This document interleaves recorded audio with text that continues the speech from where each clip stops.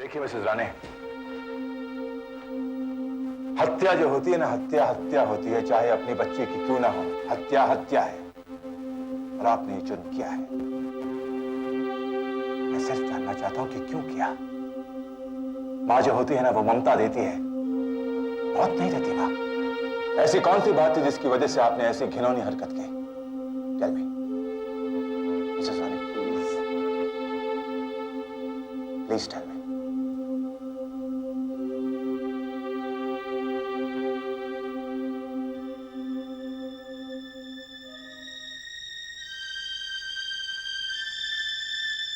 I'll talk to you later.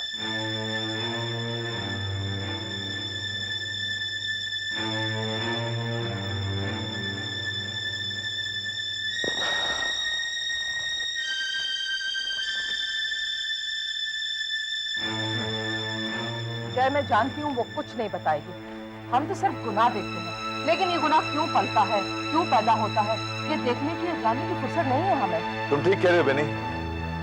कानून सिर्फ गुनाह ही देखता है, यही काम है कानून का। कानून में जज्बातों की अहमियत नहीं होती।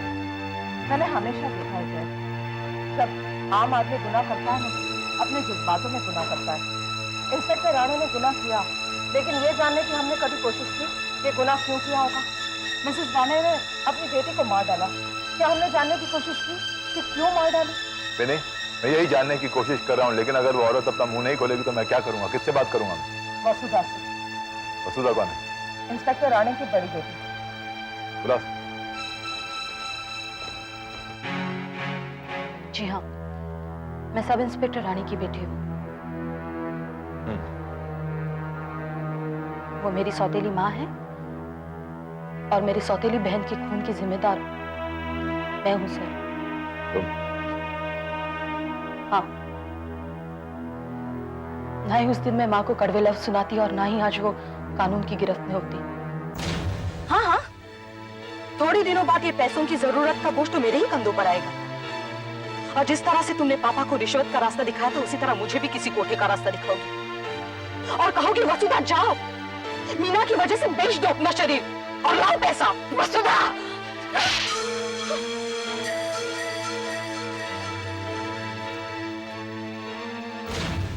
हमारी बदनसीबी का सिलसिला तो उसी दिन से शुरू हुआ जब हमें पहली बार पता चला कि थैलेसीमिया क्या है। थैलेसीमिया?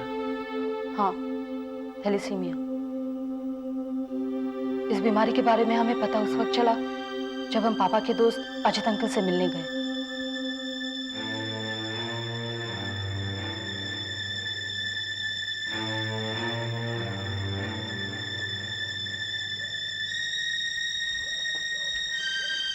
अरे, अब बच्ची को लेकर इतनी रात गए यहाँ क्यों आए? मैं उसका रिपोर्ट लेकर कल सुबह आपके घर आने ही वाला था। क्या कहती है मीना की रिपोर्ट? मिस्टर राणे कहाँ हैं? वो ड्यूटी पर गए हैं, पुलिस स्टेशन। अरे आप लोग खड़े क्यों? प्लीज अंदर आइए ना। आप हमें साफ साफ बताएंगे कि मीना को क्या हुआ है? देखिए, आपकी बेटी थैलेसीमिया मेजर है। Thalassaemia major? वो क्या होता है डॉक्टर? थैलेसीमिया मेजर ये एक खून की बीमारी है। आप उसे लेकर सिटी हॉस्पिटल चले जाइए। मैं डॉक्टर देसाई के नाम एक चिट्ठी लिख देता हूँ, आप ये रिपोर्ट के साथ में उसे दे देना। वो आपको इस बीमारी के बारे में पूरी जानकारी दे देंगे।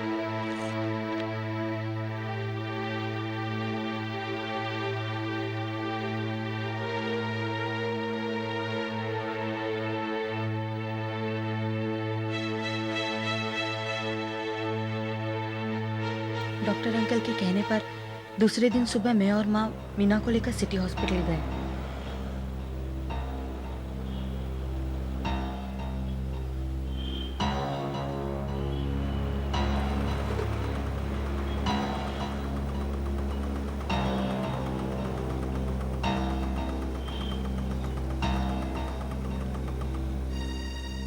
उस दिन मंगलवार था।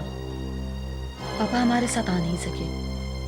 पुलिस स्टेशन से उन्हें छुट्टी नहीं मिली थी।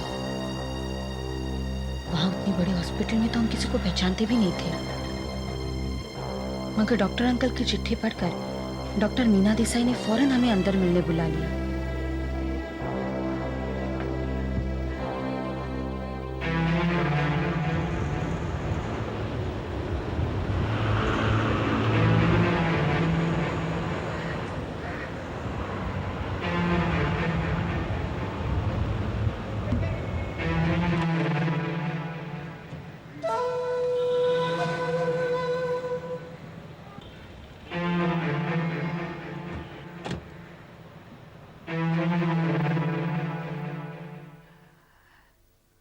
Mrs Rane, this report shows कि आपकी बेटी को थैलेसीमिया मेजर है। ये एक पैदाइशी बीमारी है। आपकी और मिस्टर राणे के खून में थैलेसीमिया ट्रेट्स हैं, जिसकी वजह से आपकी बेटी को थैलेसीमिया मेजर का रोग हुआ है। हम दोनों की वजह से? मैं कुछ समझी नहीं doctor. Come, I will explain to you.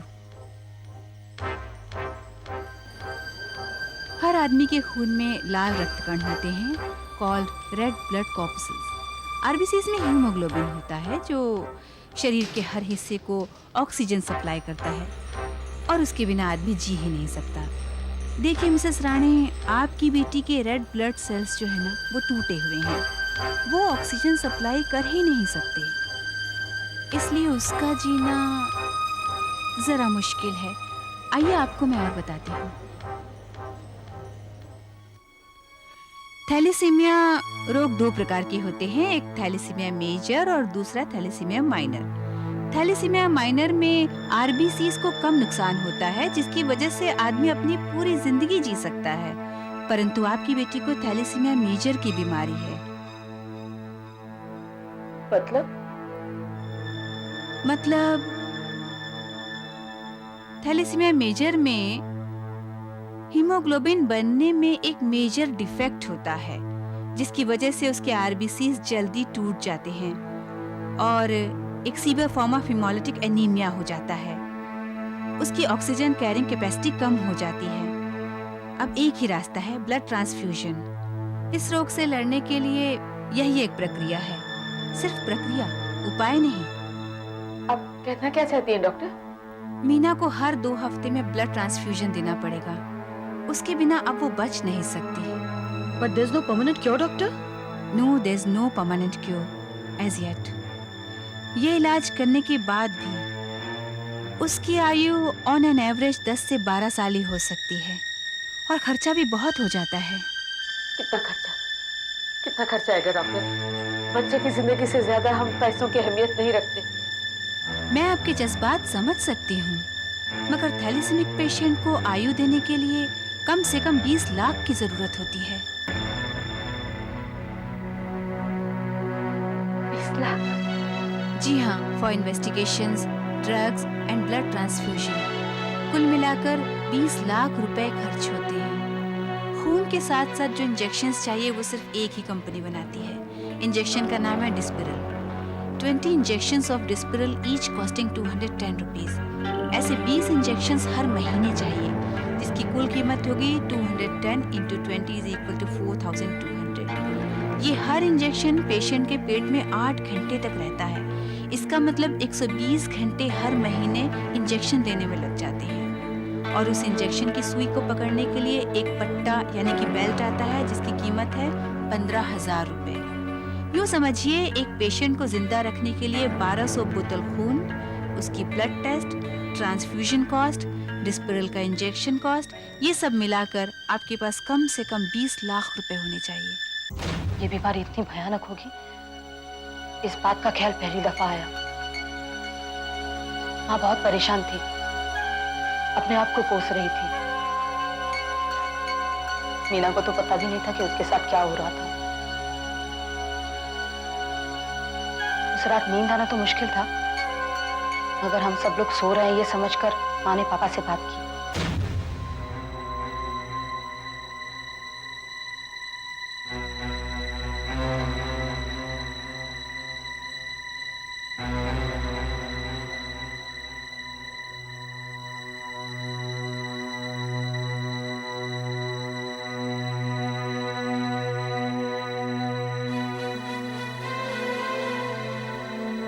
इस थैलेसीमिया बीमारी के बारे में जानकर पापा तो बिल्कुल टूट से गए।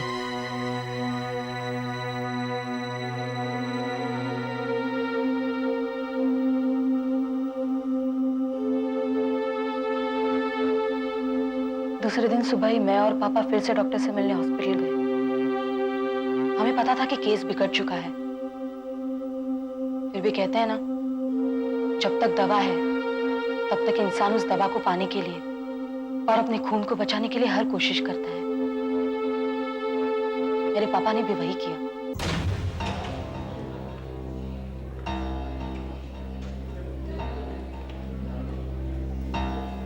कहिए इंस्पेक्टर राणे, आप परेशान दिखते हैं। पैसों का इंतजाम हुआ? तो आपसे यही बताने आए, इस दर्दनाक बीमारी का हर एक 2 हफ्ते में इलाज करवाना मेरे बस में नहीं। डॉक्टर, क्या हमें किसी इंस्टीट्यूशन से मदद मिल सकती है? मदद नहीं तो लोन भी मिल जाए तो आहिस्ता आहिस्ता लोन चुका दूंगा। मैं आपकी परेशानी समझ सकता हूँ। काफी ऐसी संस्थाएं हैं जो थैलेसीमिया नाबूदी करने के लिए काम कर रही हैं। शायद वो आपकी मदद करें। उनका पता या तो कोई रेफरेंस मिल जाए तो अच्छा होगा डॉक्टर। क्यों नहीं, जरूर।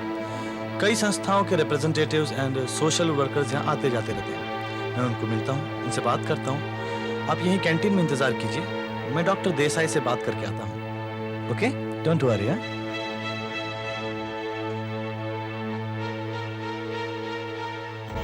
डॉक्टर के कहने पर हम बाहर इंतजार करते बैठे। अचानक मैंने देखा कि दूर से एक आदमी पापा को देख रहा है।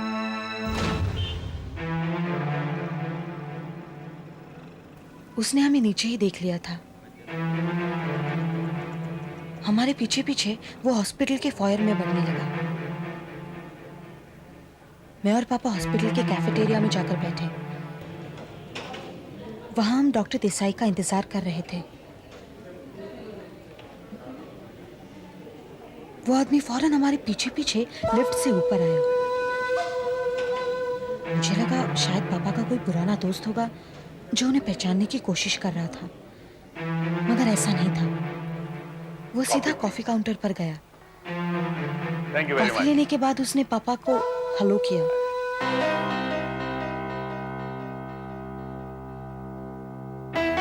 इससे पहले कि मैं पापा से कुछ पूछूं या पापा मुझसे कुछ कहें, वो आदमी हमारे पास आ गया। इंस्पेक्टर राणे जी, मैंने आपको पहचाना नहीं। मेरी बात छोड़िए, पहले आप ये बताइए आप यहाँ कैसे हैं? शायद किसी मर्डर केस या एक्सीडेंट के सिलसिले में? क्यों भाई, हम पुलिस वालों के पर्सनल प्रॉब्लम्स नहीं हो सकते? मगर आप Mr Sharma, Ranjit Sharma, you mind if I sit down? Please. Thank you. अगर आप बुरा ना माने तो एक बात कहूं। जी। आप कुछ परेशान लग रहे हैं। हाँ, परेशानी तो है। आप किसी इंस्टीट्यूशन से जुड़े हैं? इंस्टीट्यूशन? यानी कि आप सोशल वर्कर हैं? एक किस्म का सोशल वर्कर ही समझिए। कहिए आपको क्या प्रॉब्लम है? शायद मैं आपकी कोई मदद कर सकूं। मेरी छोटी बहन थैलेसीमिया मेजर है और आपकी परेशानी यह है कि आप इस वक्त डॉक्टर देसाई का इंतजार कर रहे हैं। I think you need a lot of money just now. आप कानून के रखवाले हैं। अगर हमारी इंस्टीट्यूशन आपकी रक्षा नहीं करेगी तो फिर और कौन करेगा? आप इत्मीनान रखिए, आपकी बेटी का इलाज पूरी तरह से होगा।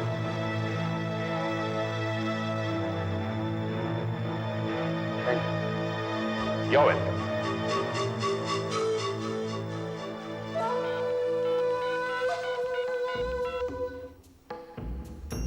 हेलो, हाई कमांड सर, मैं बैरी बोल रहा हूं। उस दिन के बाद हमारे दर्द का इलाज तो मिल गया, मगर हमें क्या पता था कि हमारी बर्बादी शुरू हो चुकी है। वो आदमी हर महीने की पहली तारीख को सफेद रंग की गाड़ी से आकर पापा के हाथों में नोटों की गड्डी थमा जाता था।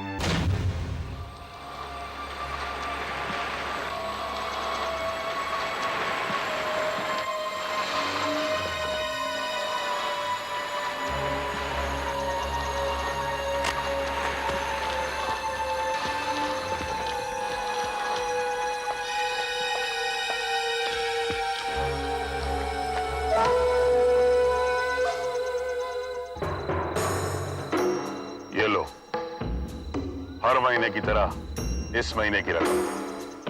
आपका ये एहसान मैं कैसे चुकाऊं?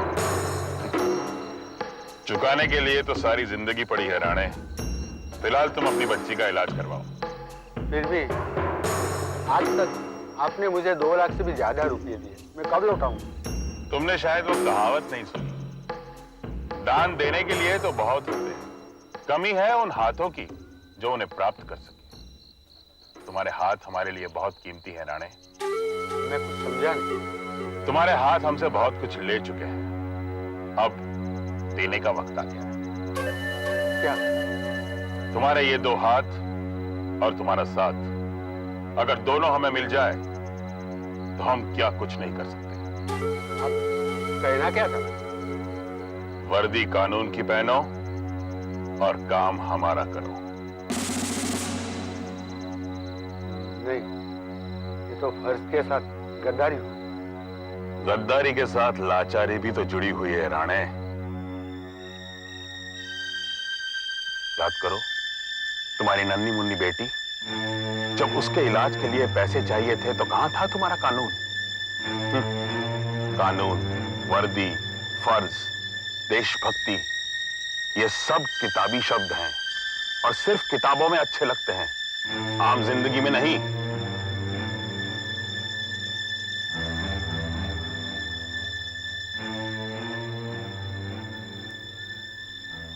राणे,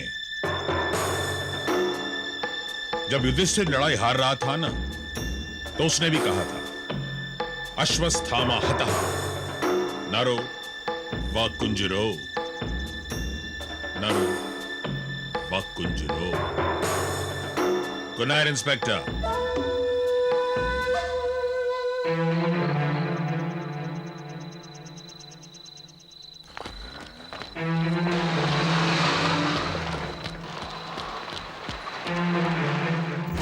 तुम्हारी माँ कुछ नहीं बोलती थी, वो भी रिश्वत लेने के तैयार हो गई।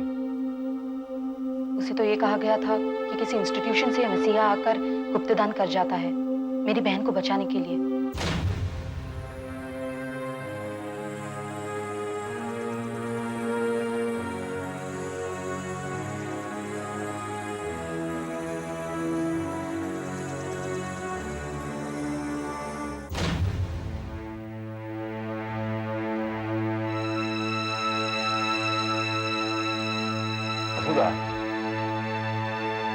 You'll have to help me. मेरी मदद करोगे?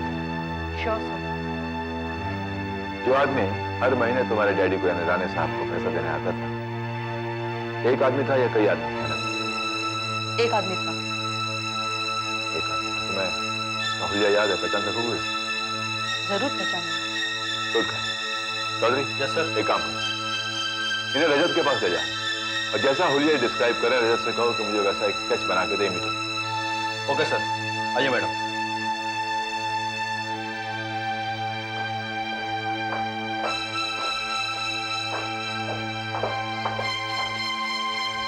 Damn it. ऐसा क्यों होता है? क्यों होता है ऐसा? रिश्वत के बोझ ने आखिर कानून की हद कमजोर करी।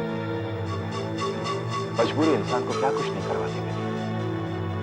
बेचारा राणे मजबूर हो गया अपनी बेटी को जिंदा रखने के लिए। मिसेस राणे मजबूर हो गई अपनी बेटी को मारने के लिए और मैं मजबूर हो गया हूं मिसेस राणे को बचाने के लिए। क्या? हाँ बेटी, मिसेस राणे ने कोई खून नहीं किया। वो एक माँ है, उसे अपनी बेटी की तकलीफ देखी नहीं गई। What she did was not killing, it was mercy killing. उसने मुक्ति दिलाई अपनी बेटी को and believe me, I will fight for her. I will save her. Fight for her. ध्यान से सुनो बेटी, जिस आदमी ने राणे जैसे सीनियर इंस्पेक्टर को खरीदने की कोशिश की, वो हाई कमांड के बहुत ही नजदीक होगा। And if you find him, he is a shortcut to the high command. Yes.